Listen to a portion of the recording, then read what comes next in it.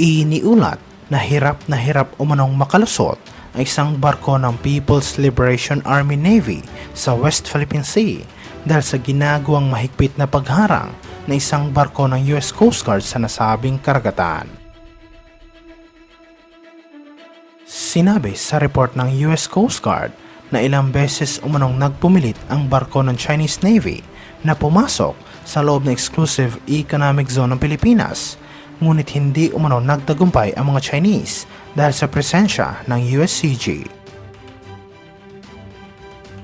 Iginiit umano ng Chinese Navy sa radyo na huwag silang harangan dahil pagmamay-ari nila ang buong South China Sea at wala umanong karapatan ang US Coast Guard na magsagawa ng misyon o magpatrolya sa nasabing karagatan.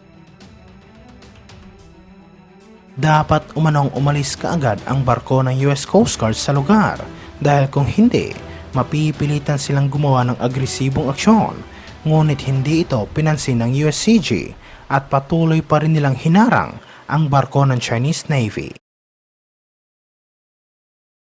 Iniulat ito matapos sinabi ng isang veteranong mambabatas na bukod sa tuloy-tuloy na pagtulong, ang mga mangingisdang Pinoy sa Pag-asa Island ay dapat bigyan ng communication device na pwede nilang gamitin sa pag-report sa mga ginagawang aktibidad ng mga Chinese sa West Philippine Sea.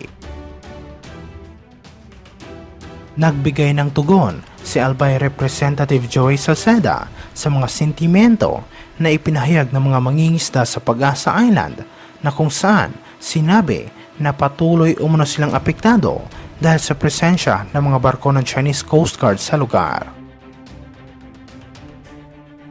Sinabi sa isang report ng media na mga mangingisda ay takot na maglayag ng mas malayo dahil ang kanilang bangka ay maaaring harangan ng mga Chinese vessel at dahil dito patuloy na apektado ang kanilang kabuhayan sa nasabing isla. Sinabi ni Salceda na magagawa kaagad ng gobyerno ay ang pagpapanatili ng tulong sa mga apektadong mangingisda at palakasin ang kakayahan ng gobyerno sa pagpapatrolya sa Pag-asa. Sinusuportahan din niya ang pagbibigay ng mga basic marine communication equipment para sa mga mangingisda sa lugar. Idinagdag niya na ito ay magbibigay daan sa kanila na matawagan kaagad ang Philippine Coast Guard para sa agarang tulong. Magbibigay daan din ito sa gobyerno na i-record ang anumang komprontasyon sa lugar. Anya, ang mga karapatang pang-ekonomiya sa loob ng exclusive economic zone ng Pilipinas ay isang national defense at security issue. Kung hindi natin magagamit ang ating mga resources, magkakaroon umano na isang mabigat na problema ang ating bansa.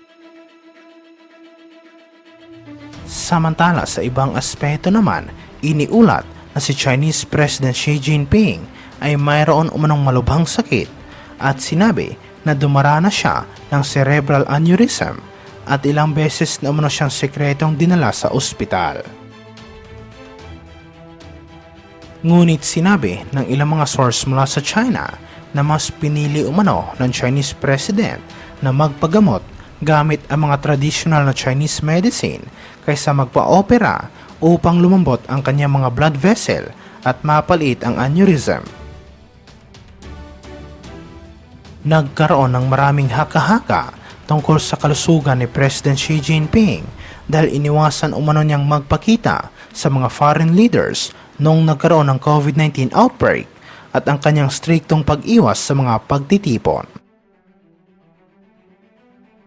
Noong mga nakalipas na taon sa ginawang pagbisita ni President Xi Jinping sa Italy, ang kanyang paglakad ay napansing hindi pangkaraniwan at siya ay namumutla. At noong bumisita naman siya sa France, makikitang sinusuportahan at inalalayan siya sa kanyang pag-upo. Sa ginawa din niyang talumpati sa publiko sa Shenzhen noong nakaraang taon, ang pag-aantala ng kanyang appearance, mabagal na pagsasalita at madalas na pag-upo ay muling humantong sa haka-haka tungkol sa kanyang masamang kalusugan.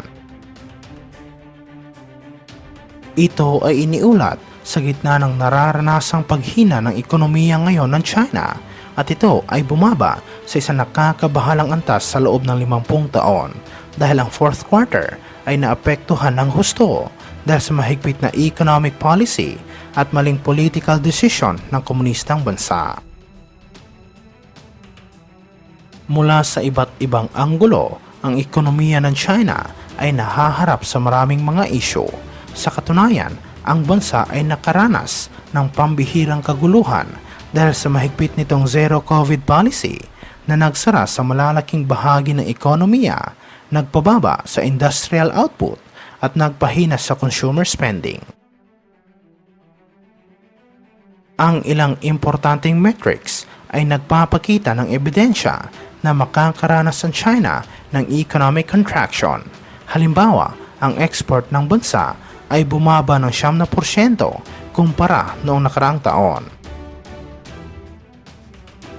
Mabilis ding lumaki ang utang ng China sa nakalipas na taon, partikular na sa mga negosyong pagmamay-ari ng estado at mga local governments, at dahil dito, maaari nitong limitahan ang kakayahan ng China na harapin ang anumang economic shock sa hinaharap.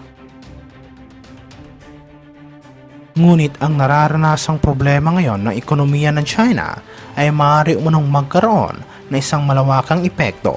Ang anumang paghina sa ekonomiya ng komunistang bansa ay maaaring lumikha ng mga bagong pressure tungkol sa presyo ng mga bilihin.